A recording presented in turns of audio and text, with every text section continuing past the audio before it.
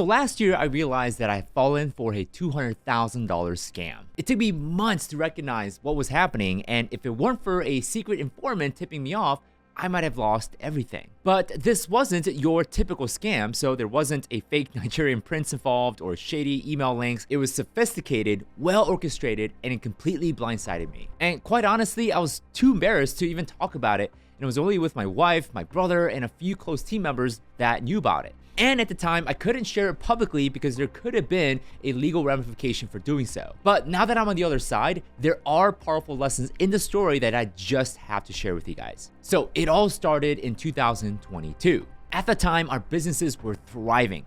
Revenue was doubling, everything was scaling, and it felt like nothing could go wrong. But success can be dangerous sometimes. I started asking myself, what if my businesses came crashing down? What if I had all my eggs in one basket? And what if there was another COVID-like event that could wipe me out from continuing with my business like that? And that's when an opportunity came knocking, an opportunity that in hindsight was too good to be true. A company approached me with an e-commerce automation opportunity. And for those that are unfamiliar, e-commerce is just when you sell products online through platforms like Amazon, Walmart, and Shopify. And so this company, what they did is promised that they would set up and fully manage online stores on my behalf. All I had to do was invest $20,000, $30,000, $40,000 per store, and they would handle the product sourcing, manage the sales and fulfillment, and at the end of the day, split the profit where I get to keep 70% and they take 30%. Sounds pretty reasonable. And at first, it seemed definitely legit because I did my research, asked for references, and even got on calls with two people who had already worked with this company. And both of the individuals were telling me that their stores were profitable and that it was an amazing investment. And of course, already having business experience, I've crunched the numbers, ran through the different risk scenarios, and whatever that I was getting involved with was fully vetted from top to bottom. And through it all, my entire motive was to protect myself in case of a downturn or my business were to suffer. And so I thought, oh, this is a no-brainer, passive income stream that will protect me if my main businesses slow down. But looking back, this is where I see the real problem. You see, I have a faith background myself, like many of you, and what I realized was that I wasn't trusting in God, only in myself. And deep down, I now realized that my decision was fueled by fear. I wasn't trusting God to sustain me. I was trying to protect myself and create more income streams so that I can feel safe and secure. So after doing all my due diligence, I decided to go all in and even brought in some close partners together to scale this opportunity together. So initially, things started out great. Then things started to go south. So we paid the initial fees to get started, and just like they promised, the company set up our stores, started selling products, and at first we saw real revenue and some profit come in. But then here's where the cracks started to show. Throughout the entire process, I used credit cards to purchase inventory at the time. So what the company would do is send me invoices for the products, but they control the purchases, meaning they're the ones that bought the products to sell on my e-commerce stores. So every often they'll send me an invoice to purchase the inventory, and I would pay them using out of my credit cards. But the problem is that with the interest rates rising in 2022 and 2023, my cost of capital skyrocketed because the interest cost on the credit card. And the interest cost was slowly eating away the profit margins, and this is where it started to get pretty rough. So while I was still paying for inventory and interest, the revenue wasn't covering costs. And each month from then on, our financial reports showed negative profits month after month after month. And in turn, my credit card balance kept growing and growing, stacking interest on top of interest. And then came the final blow. One day, one of our major e-commerce retailers shut down our accounts. Why? Well, they couldn't verify where our products were coming from. That meant all of our inventory was frozen, all sales were also frozen, which also meant no revenue coming in whatsoever. I mean, I was in a full-blown panic. Now, of course, the management company reassured me that they will fix it, but weeks turned into months, nothing happened. And by this point, my main businesses were also suffering too. Ironically, the very thing that I started to protect myself was now destroying me. And so it got to a point where I even considered selling the e-commerce business just to get out of it. I'm like, I'm done. I don't want anything to do with this anymore.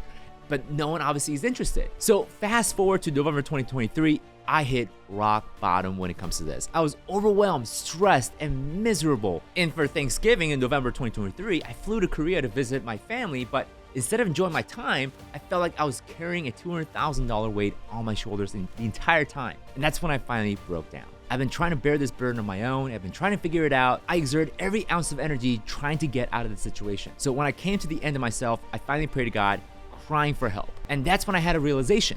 I've been trying to fix everything on my own instead of trusting in him. So I confessed, I repented, I let it go, and then I surrendered everything that I was carrying in terms of this burden, the stress, the misery over to God. And what I heard in that prayer with God is that God is a loving father who likes to clean up their kid's mess. And God simply told me to just wait. And if you know anything about me, waiting is not one of my talents. So I had to wait. And this entire time I'm feeling nervous, I'm feeling anxiety, but then something crazy happened. A few weeks later after that prayer, I get an email from a total stranger. Somehow, this person knew that I was involved with this e-commerce company. They knew my name, they knew that I had certain stores, they knew the name of the stores, and they asked if we could talk. At first, I was skeptical, but also intrigued because how did they know all that information? I didn't tell anybody. So I hopped on a Zoom call, and what they told me just blew my mind. So the person I got on a Zoom call was actually also a client of the same e-commerce management company,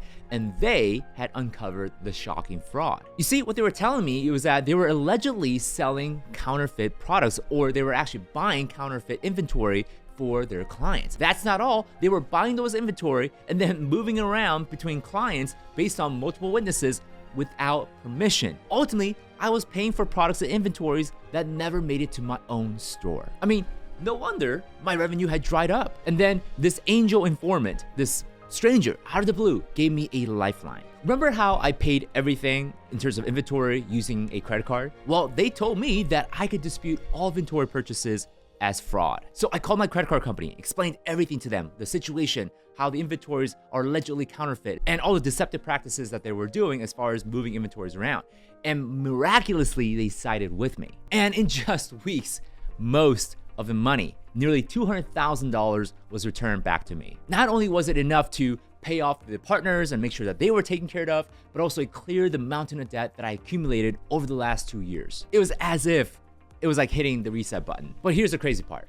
Later, I discovered that this wasn't just me. In fact, there are multiple accounts and news saying that the Department of Justice and the Federal Trade Commission, aka the FTC, was already investigating similar companies, some which were facing criminal charges. I mean, I'm talking both jail time and millions of dollars of fine for those supposed e-commerce automation company owners. Many of these e-commerce automation companies were destroying people's life financially. And I'm assuming that many of them started out with good intent, wanting to provide good service, but obviously many of these companies made promises and claims they just couldn't fulfill. And it became a lesson and learning for my own companies and my own businesses, where we hired an attorney to make sure that we weren't making any false promises and false claims and things that we couldn't back up. I didn't want to see my own company, my own businesses becoming and turning into like those e-commerce store companies, making promises that they can't necessarily fulfill. So here's what I ultimately learned. Obviously, from a faith perspective, trust God, not fear. I ultimately made this decision back in 2022 out of fear and not out of faith. And because I was in fear mode when making that decision, it kept leading me down to a path that obviously led to more suffering. Lesson number 2 was that I needed to stay focused on my core business. And this could be true for not only you, but for your businesses, for whatever ventures that you got going on. I got distracted by a shiny object instead of doubling down on what I did best. Had I stayed focused, I would have saved myself so much stress, but also have grown my core businesses in that time. Lesson number 3 that I learned out of this is that you can't be an expert in everything. True diversification isn't just jumping into random ventures. Good things require focus, for sure, but great things require focus and time. And even the top entrepreneurs that you might know rely on experts to guide them. They have advisors, a counsel of the wise, a source for wisdom. So friends, please don't make the same mistakes I did. It doesn't have to even be about e-commerce or anything like that. But if it's a decision that you're making, if you're starting a business or if you're looking to a new venture or investment out of fear, I promise you that it will not end up where you want it to be. So if you enjoyed and learned something out of my story, a personal story that I for a long time didn't want to share because of embarrassment and humiliation, I hope you got something out of this story, because I certainly did. And if you want to continue hearing more stories like this, I got plenty more where that came from. I got a story about a homeless prostitute that ended up becoming a tenant of mine, how I got into real estate in the first place, and many more. So definitely consider subscribing, and we'll see you in the next video.